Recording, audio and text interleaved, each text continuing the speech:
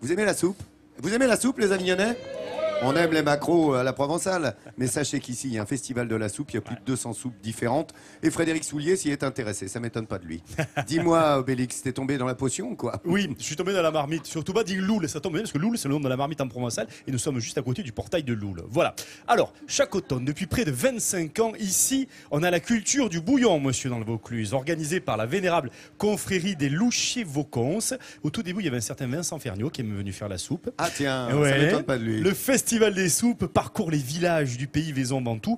Alors là, c'est de la convivialité, c'est du partage, c'est de la festivité, c'est un marathon des soupes. 19 villages, 200 soupes, bouillon, velouté, potage. Et nous avons suivi Frédéric, un candidat de Rasto, lors de la dernière journée de compétition.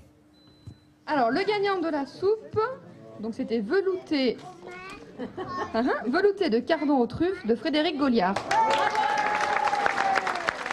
Ce soir, à Rasto, dans le Haut-Vaucluse, la salle des fêtes est archi-comble pour le dernier jour de festival des soupes dans les villages depuis 1 mois et demi de compétition. Frédéric, cuisinier amateur, est un habitué du concours. Il s'est mis en cuisine très tôt dans l'après-midi. Donc des cardons, de la farine, de l'eau. Et puis un peu de crème, du beurre, sel et poivre, une recette toute simple. C'est la recette de ma maman, donc, qui a toujours cuisiné comme ça. Et on démarre sur le gratin, mais moi après, j'amène un petit peu ma touche, faisant une soupe veloutée. La culture du bouillon, l'échange entre les générations, la convivialité, voilà la vraie recette du marathon des soupes. Pour les faire sauter, voilà. Ah voilà. Et voilà. Et tu repars. Donc il va falloir que je fasse ça. Exactement. Très bien. Et comme il faut. Pour que le jury et les 500 personnes du public puissent déguster, chaque candidat doit préparer 8 litres de soupe. Par rapport à la quantité, je vais sûrement le faire en 2 fois, pour te dire de ne pas avoir trop de grumeaux qui se forment. La recette de Frédéric, c'est une cuisine familiale, simple, où les sens sont gâtés. L'instinct, hein, aux odeurs, au goût, voilà, tout est mémorisé dans une case. Et voilà, c'est au goût, aux odeurs, voilà. C'est bientôt prêt.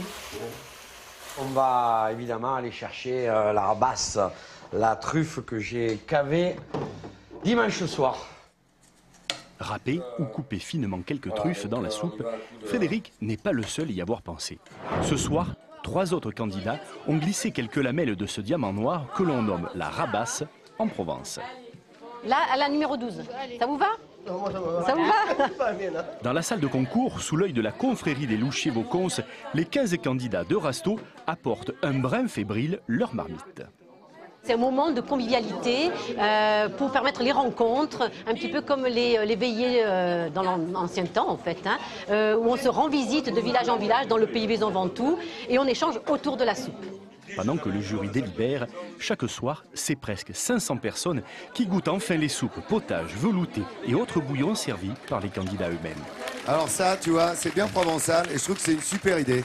Et je regardais notre veto, je vais tout vous révéler parce que Hélène Gâteau fait d'excellentes soupes et elle adore ça. Il faudra qu'on t'inscrive, Hélène. Hein. Puis je vois que ça vous a plu, donc vous n'aimez pas que le cochon, vous aimez aussi la soupe, c'est bien. Ah bah oui. Bien. La soupe du gagnant, cardon. Alors, c'est terrible.